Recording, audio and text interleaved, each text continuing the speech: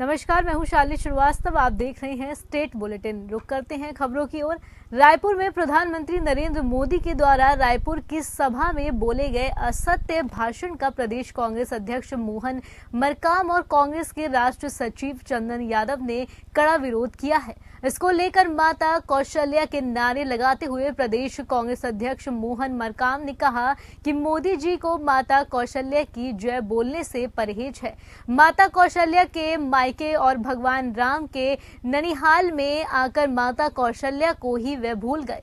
वहीं पीएम मोदी और भाजपा के भांजा और राम को ना याद किया और ना माता कौशल्या को। ये इनकी नकली राम भक्ति की पोल खोलता है। प्रधानमंत्री जी के आने के पहले हमने उनसे 21 सवाल किए थे, उन्होंने जवाब नहीं दिया। वहीं रमन सिंह के सरकार के भ्रष्टाचार की सूची जारी किया था, कुछ वो नहीं बोले। प्रधानमंत्री के पास जवाब नहीं था या देना नहीं चाहते थे। वहीं प्रधानमंत्री नरेंद्र मोदी जी ने फिर से झूठ बोलकर प्रधानमंत्री पद की गरिमा को तार तार किया है। मोहन मरकाम ने कहा कि मुख्यमंत्री भूपेश बघेल ने शपथ ग्रहण के 2 घंटे के भीतर प्रदेश के 20 लाख किसानों को कर्ज मुक्त किया। कांग्रेस की सरकार ने 2018 के घोषणा पत्र के 95% वादों को पूरा किया है और कांग्रेस की सरकार शराबबंदी के दिशा में आगे बढ़ चुकी है। 150 से अधिक शराब दुकानों को बंद किया गया है। शराबबंदी के लिए जन जागरूकता अभियान चलाए जा रहे हैं ताकि जन हानि ना हो। वहीं इस मौके पर प्रदेश कांग्रेस संचार विभाग के अध्यक्ष सुशील आनंद शुक्ला, महामंत्री अरुण सिसोदिया, प्रवक्ता घनश्याम राजू तिवारी और धनंजय सिंह ठाकुर, अमीन मेनन, सुरेंद्र वर्मा, वंदना राजपूत, अजय गंगवानी उपस्थित रहे। छत्तीसगढ़ के मुख्यमंत्री भूपेश बघेल एवं छत्तीसगढ़ प्रदेश कांग्रेस के अध्यक्ष मोहन मरकाम द्वारा पूरे प्रदेश में जोन प्रभारी, सेक्टर प्रभारी सहित बूथ और अनुभाग के पदाधिकारी की बैठक का दौर लगातार जारी है। आगामी विधानसभा चुनाव को देखते हुए कांग्रेस पार्टी ने बूथ चलो अभियान की शुरुआत कर दी है। छत्तीसगढ़ में होने वाले विधानसभा चुनाव के लिए कांग्रेस अब पूरी तरीके से चुनावी मैदान में उतर चुकी है। बूथ चलो अभियान के तहत पार्टी के बड़े नेता कार्यकर्ताओं से सीधे संवाद कर उन्हें चुनावी प्रशिक्षण दिया जा रहा है। इसी कड़ी में रायपुर पश्चिमी के सभी ब्लॉकों में बूथ स्तरीय बैठक आयोजित की गई थी। रायपुर पश्चिम विधानसभा बूथ चलो अभियान के प्रभारी जय सिंह अग्रवाल और आरडीए अध्यक्ष सुभाष धूपर ने जोन प्रभारियों की बैठक की और चुनाव की तैयारियों के लिए आवश्यक दिशा निर्देश दिए। रायपुर में 2 दिन से हो रही बारिश के चलते निगम की सारी पोल खुल गई। इसको लेकर महापौर अजाज डेबर ने पिछले हफ्ते मीडिया को संबोधित करते हुए कहा था कि बारिश के मद्देनजर निगम ने सारी व्यवस्थाएं चुस्त दुरुस्त कर ली है। जितनी भी नालियां और नाले हैं उन्हें साफ करा दिया गया है और इस बार किसी भी प्रकार के जलभराव की स्थिति उत्पन्न नहीं होगी। वहीं निगम की कार्यप्रणाली पर उंगली उठाते हुए भारतीय जनता पार्टी के पार्षदों का कहना है कि कई बार अधिकारियों को कहने के बाद भी रायपुर राजधानी की नाली और नालों के स्वच्छता और साफ सफाई नहीं की गई, जिसका परिणाम ये है कि महज कुछ देर की ही बारिश से ही पूरा रायपुर शहर तालाब में बदल गया। चारों तरफ गंदगी और गंदे पानी की वजह से आम नागरिकों के चलने दुभर हो गया है और ये स्थिति आने वाले दिनों में भी बनी रहेगी। निगम के उदासीन रवैये के कारण आम जनता को सिर्फ परेशानियों का सामना करना पड़ रहा है। छत्तीसगढ़ कर्मचारी अधिकारी संयुक्त मोर्चा के आह्वान पर प्रदेश के 145 संगठनों ने शासकीय कामकाज ठप कर दिया। प्रदेश के समस्त शासकीय कार्यालय के कर्मचारी अधिकारी 1 दिवसीय सामूहिक अवकाश में रहे। प्रदेश के सभी जिलों और तहसील मुख्यालय में कर्मचारियों ने धरना प्रदर्शन कर और रैली निकालकर स्थानीय प्रशासन को 5 सूत्रीय मांगों को लेकर मुख्य सचिव के नाम ज्ञापन सौंपा। छत्तीसगढ़ कर्मचारी अधिकारी फेडरेशन के संयोजक कमल वर्मा, महासंघ के संयोजक अनिल शुक्ला एवं मंत्रालय संघ के अध्यक्ष महेंद्र सिंह राजपूत ने कहा कि यदि सरकार समय रहते निर्णय नहीं लेती तो 1 अगस्त 2013 से अनिश्चितकालीन हड़ताल तय होगा।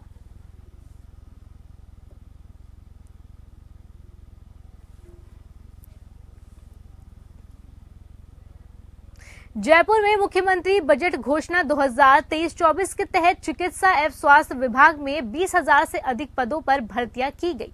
ये भर्तियां प्रक्रिया बजट घोषणा में 1 लाख पदों पर होने वाली भर्तियों के अंतर्गत की गई है। इसको लेकर चिकित्सा एवं स्वास्थ्य विभाग के अतिरिक्त मुख्य सचिव शुभा सिंह ने बताया कि विभाग में अब नर्सिंग और पैरामेडिकल संवर्ग के 20,546 पदों पर सीधी भर्ती की गई। विभाग द्वारा 17,160 पदों पर की जा रही नर्सिंग और पैरामेडिकल कैडर की भर्ती में 3,386 पदों की बढ़ोतरी करते हुए अब 20,546 पदों पर भर्ती प्रक्रिया पूर्ण हो गई है। उन्होंने बताया कि इस नवसृजित 3,386 पदों के लिए संरक्षण स्तर स्वीकृति प्राप्त हो गई है। यही अप्रोच रखी गई थी सरकार की तरफ से और उसका लाभ मिला राजस्थान को, क्योंकि राजस्थान की जनता भी इन्वॉल्व हो गई, पूरे प्रदेशवासी इन्वॉल्व हो गए थे उस कैंपेन के अंदर। मैंने कहा कोई भूखा नहीं सोना चाहिए, तो मुझे कहते घर है, चाहे जनप्रतिनिधि थे, हमारे विधायकगण थे, एनजीओ थे, एक्टिविस्ट थे, धर्मगुरु थे, किसी ने कमी नहीं रखी एक दूसरे की इमदाद करने में, मदद करने के अंदर।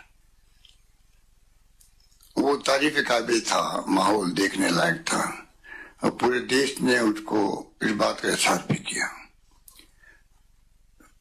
भीलवाड़ा एक मॉडल बन गया, हमने नहीं बनाया। केंद्र सरकार के स्वास्थ्य मंत्रालय ने जब देखा कि भीलवाड़ा के प्रशासन ने बॉर्डर सील कर दिया, घर ट्रेसिंग करी, अस्पताल को वार्निंग दे दी, क्वारंटाइन सेंटर बना दिए और ऐसा माहौल बना दिया कि आगे वो बढ़ नहीं पाया, रुक गया। फिर रामगंज का मॉडल बन गया। तो उन्होंने कहा मीडिया वालों को दिल्ली में कि एक भीलवाड़ा अपना एक मॉडल बन गया है। वही मॉडल आज देश में काम आ रहा है, दुनिया में काम आ रहा है। पर मुझे इस बात की खुशी है कि सबने साथ दिया उस सब में। मैं तो एक निमित्त मात्र हूँ। मेरे बारे में अगर मैं मुख्यमंत्री हूँ तो मेरी जिम्मेवारी है, मैं निभा रहा हूँ, पर मैं एक निमित्त मात्र हूँ। असली तो हमारे योद्धा या तो हमारे फ्रंटलाइनर जो मेडिकल क्षेत्र के लोग हैं, चाहे वो डॉक्टर्स हो चाहे नर्स।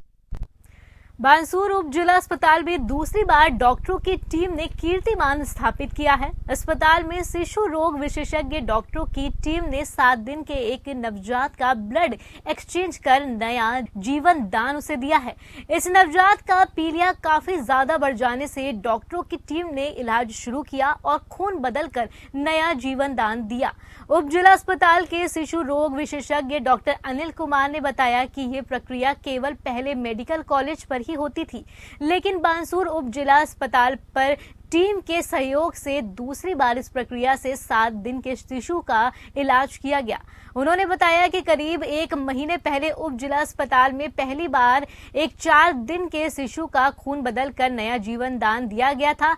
अब दूसरी बार 7 दिन के शिशु का खून बदलकर इलाज किया गया है। प्रक्रिया के बाद बच्चा अब बिल्कुल स्वस्थ है।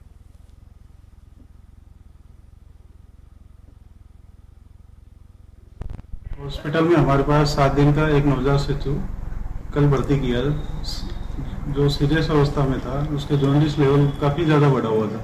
उसका बिलिरुबिन लेवल 27 आ रहा था, जिसके लिए बच्चे को लगातार फोटोथेरेपी दी गई, लेकिन बच्चे का पीलिया घटने के बजाय काफ़ी बढ़ने के बाद आज उसका हमने ब्लड एक्सचेंज ट्रांसफ्यूजन किया है, जो कि ये सुविधा अभी तक केवल मेडिकल लेवल पे ही है ये अभी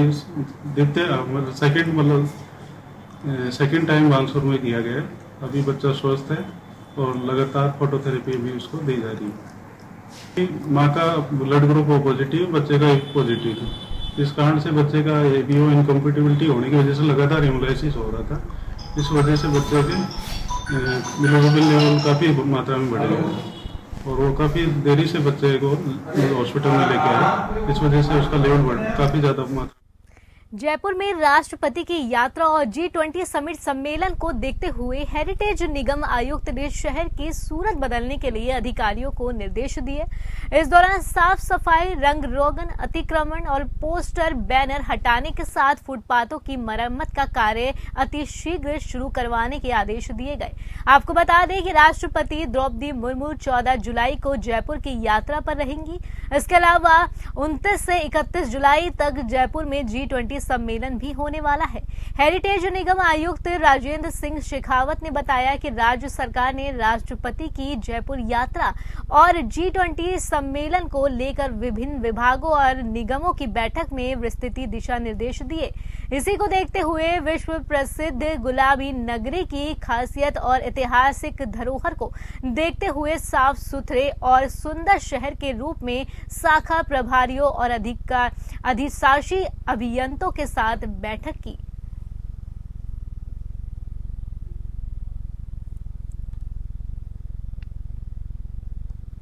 महाराष्ट्र के पनवेल स्टेशन पर नमाज मामले में मनसे कार्यकर्ता की रेलवे अधिकारी के साथ बैठक हुई।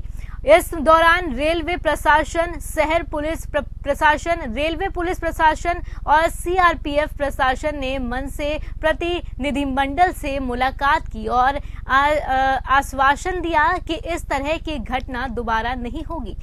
आज हमने हमेशा की तरह प्रशासन का सम्मान किया है, लेकिन अगर ऐसा दोबारा होता है तो ये सुझाव दिया गया है कि सर्वदेशवाद का निरस्त प्रयोग फिर से शुरू किया जाएगा।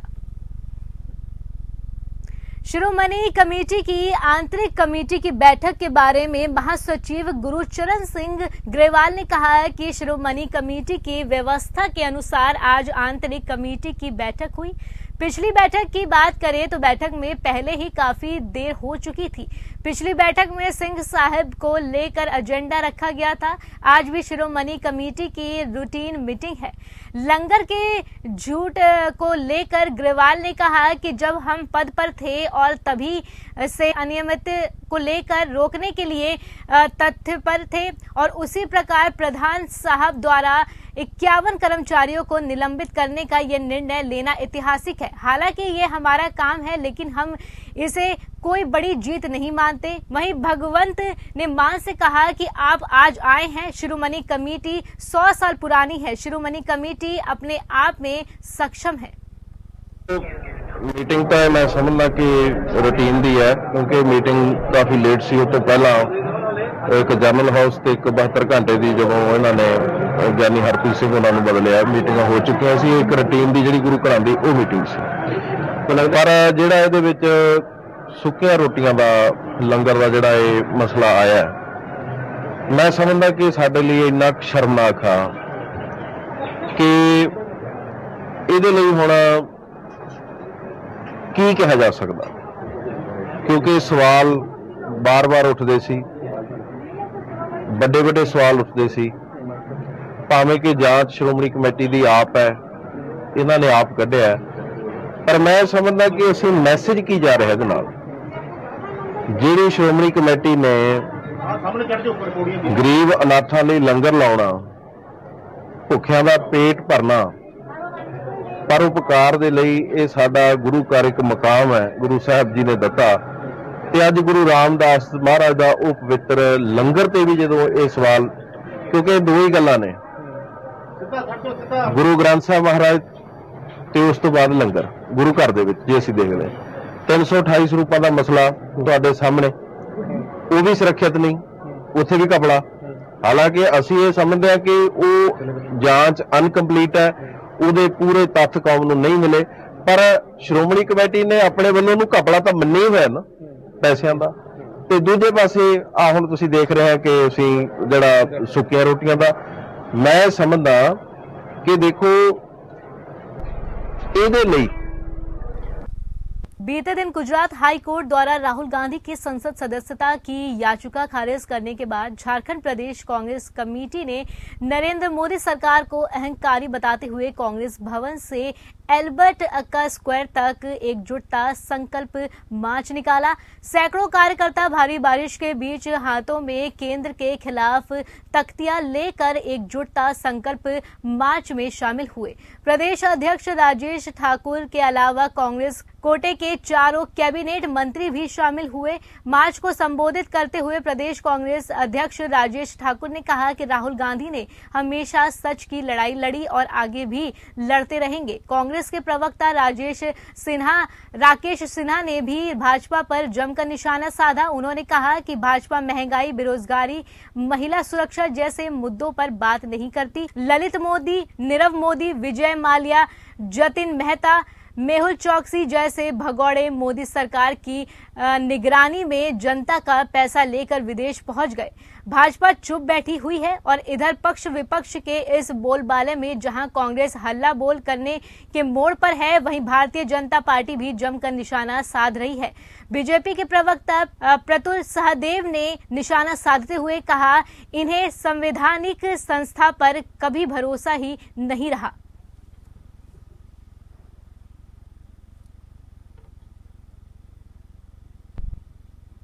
भारतीय जनता पार्टी यह चाहती है कि इस देश में महंगाई पर बात ना हो, बेरोजगारी पर बात ना हो, श्रमिकों पर बात ना हो, महिलाओं के सम्मान पर बात ना हो। बात हो तो सिर्फ प्रधानमंत्री के मन की बात। ये सही है कि ललित मोदी भाग गए, मेहुल चौकसी भाग गए, विजय माल्या भाग गए, नीरव मोदी भाग गए, लेकिन सरकार उन पर चुप है, खामोश है। सरकार ने उनको आज़ाद कर दिया। जो इस देश के लोगों का, जनता का पैसा लेकर के भाग गए हैं, वो सरकार की सरपरस्ती में भाग गए हैं। सरकार उस पर जवाब नहीं दे सकती। लेकिन इन मुद्दों को उठाने पर राहुल जी की सदस्यता खत्म। राजधानी में कई आदिवासी संगठनों ने यूसीसी और मध्य प्रदेश में हुए पेशाब कांड जैसे मुद्दों को लेकर रांची के हरमू स्थित भाजपा प्रदेश कार्यालय का घेराव करने का फैसला किया है, जिसको देखते हुए प्रशासन ने सुरक्षा के पुख्ता इंतजाम भी किए हैं। कार्यालय की बैरिकेडिंग की गई, हर चौक चौराहे पर पुलिस बल तैनात है। बता दें कि 4 डीएसपी रैंक के अधिकारी वहां मौजूद रहेंगे। इसके साथ सुरक्षा को लेकर प्रशासन मुस्तैद है। बता दें कि बीते दिनों से यूसीसी को लेकर देश में माहौल गरमाया हुआ है। ऐसे में आदिवासी संगठनों के द्वारा यूसीसी को लेकर विरोध जताया जा रहा है। इसके साथ ही मध्य प्रदेश में हुए पेशाब कांड को लेकर भी आदिवासी समाज में भारी आक्रोश है, जिसको लेकर आदिवासी समाज जमकर विरोध कर रहा है।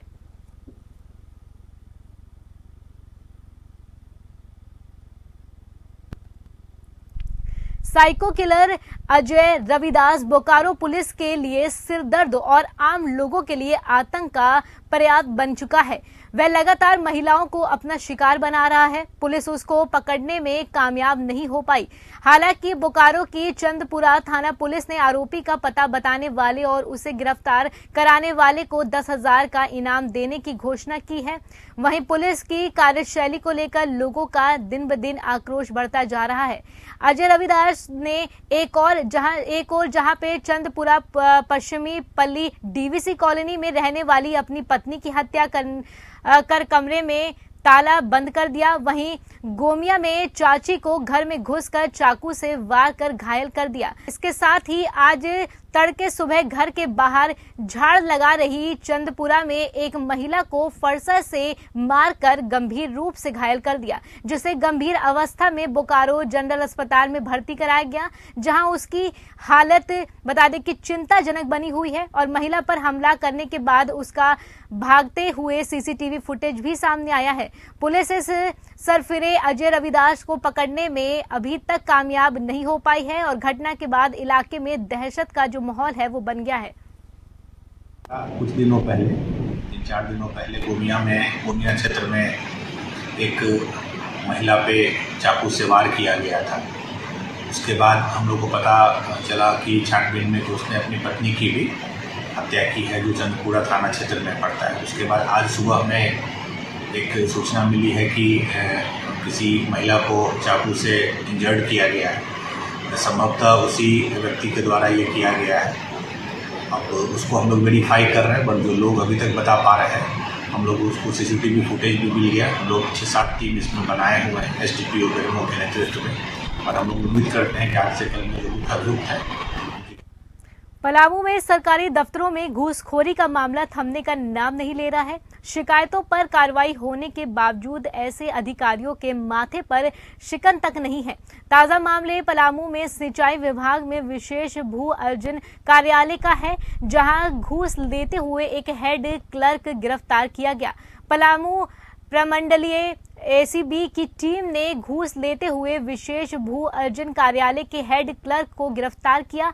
हेड क्लर्क पलामू में सिंचाई विभाग में विशेष भू अर्जन कार्यालय में कार्यरत है। वहीं ACB ने क्लर्क को गिरफ्तार करने के बाद उनके आवास पर उन्हें ले गई और छापेमारी कर रही है। इस छापेमारी में ACB के DSP रैंक के अधिकारी तक शामिल हैं। बता दें कि विशेष भू अर्जन पलामू में सिंचाई परियोजनाओं के लिए जमीन का अधिग्रहण करती है। पलामू के रहने वाले एक व्यक्ति ने ACB से शिकायत की थी कि सिंचाई विभाग के एक परियोजना में जमीन अधिग्रहण के बाद मुआवजा राशि के भुगतान के लिए पैसे की मांग की जा रही है। शिकायत के बाद ACB ने पूरे मामले का पहले सत्यापन किया और फिर कार्रवाई करते हुए क्लर्क को गिरफ्तार कर लिया। बिहार के किशनगंज जिले में खड़गा सर्किट हाउस में आयोजित प्रेस वार्ता में राज्य अनुसूचित जनजाति आयोग के अध्यक्ष शंभू कुमार सुमन ने कहा कि जिले में अनुसूचित जनजाति समाज के लोगों की जमीन पर भू माफिया के द्वारा अवैध रूप से कब्जा कर जमीन पर चाय बागान लगाए जा रहे हैं और जनजाति समाज 2 वक्त की रोटी के लिए परिश्रम कर रहा है। बिहार के अररिया और किशनगंज में अनुसूचित जनजाति समुदाय के विकास में कथित तौर पर भू माफिया रोड़ा बने हुए हैं। जिले में बंदोबस्त जमीन की फर्जी विक्रेता बनकर निबंधन कराने और अंचलन अधिकारी के द्वारा नियम कानूनों को ताक पर रख जमाबंदी की जा रही है और जिले में करीब 989 जमाबंदी दर्ज हैं, जो जनजाति समुदाय के नाम से बंदोबस्ती पर्चा या परवाना सरकार ने निर्गत किया है। सभी मामलों को लेकर SDM राजस्व और CO को सख्त निर्देश दिया गया, ऐसे जमाबंदी को रद्द करें। वहीं किशनगंज और अररिया जिले में आदिवासियों की जमीन को हड़पने की प्रक्रिया जारी है, जिस पर निश्चित रूप से कार्रवाई की जाएगी। अगर प्रशासन के पदाधिकारी भी संकल्पित होंगे, उनके विरोध भी कार्रवाई होगी। कल किशनगंज जिला समाहरणालय सभा कक्ष में जो है एक समीक्षा बैठक पूर्व निर्धारित कार्यक्रम के तहत था और समीक्षा बैठक कई विषयों पर चर्चा हुआ, जिसमें मुख्य रूप से आदिवासी समुदाय जो जनजातीय समुदाय है हमारा, उनका ज़मीन को कुछ भू माफियाओं के द्वारा अतिक्रमण करके उस पर चाय का बागान खेती वगैरह सब किया जा रहा है।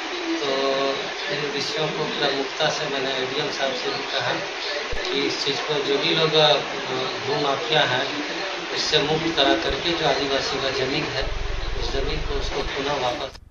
बिहार के कटिहार में कुर्सेला थाना क्षेत्र के NH 31 पर बस स्टैंड के समीप देवघर जा रहे कावड़ियों की गाड़ी में आग लग गई।